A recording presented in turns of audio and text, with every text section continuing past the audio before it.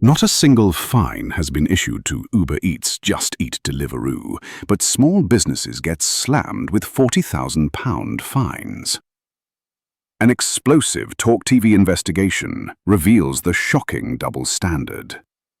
Now, an even more disturbing revelation. Council bosses accused of covering up a migrant rape case.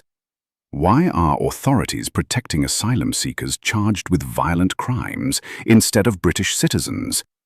This heated exchange confronts the core question: at what point did the British public vote for this, as communities nationwide protest asylum hotels? Don't forget to like the video, subscribe to the channel, and turn on notifications to stay updated. Single fine has been issued to Uber Eats, Just Eat, Deliveroo, despite having gazillions of illegals working for them. But small businesses, even when they say, you've got papers, great, we've done all the checks and balances, and then, it turns out that all this stuff is fraudulent, they're being fined 40 grand. Why on earth does this government not drag in the fast food delivery companies to a parliamentary committee and say, get your act together or you're not allowed to operate? Well, I spoke to a very nice guy last night called Mark Sullivan, who runs a fish and chip shop in Egham. I think it's called the Big Fish and Chip Shop. So go down there. This guy needs some help. Now, he's a typical small businessman.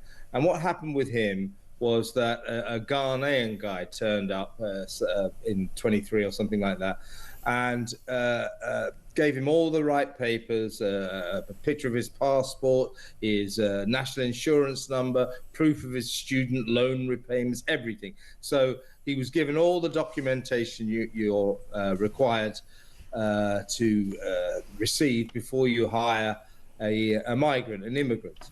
And it turned out that all those documents were false, but Mark didn't know that.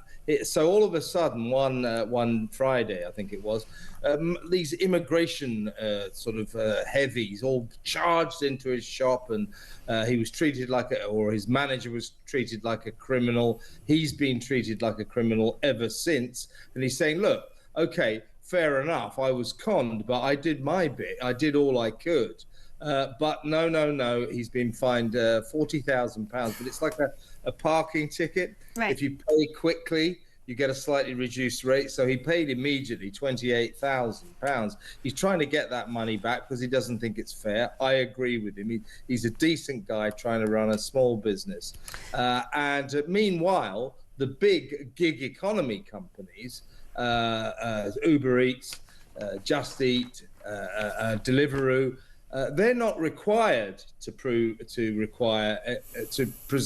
present any proof that their employees are legit, are legal. They're not required to do it because their employees per se are not employed. So you've got small businesses all over the country being slammed with as much as £60,000 fines, where the big villains have not been fined a penny or had to pay a penny. It's crazy. Why is it that the gig economy don't have to check someone's right to work? Because that's exactly where these people go in investigation. Town hall bosses rule she has no case to answer. Portsmouth City Council's chief exec, Natalie Brahma Pearl, she sounds like she probably wears chunky jewellery and has a perm, was the subject of a formal complaint which alleged she tried to withhold details about a rape suspect living in a taxpayer-funded asylum hotel. Why are these people so desperate to protect rapists? For crying out loud, you're a woman.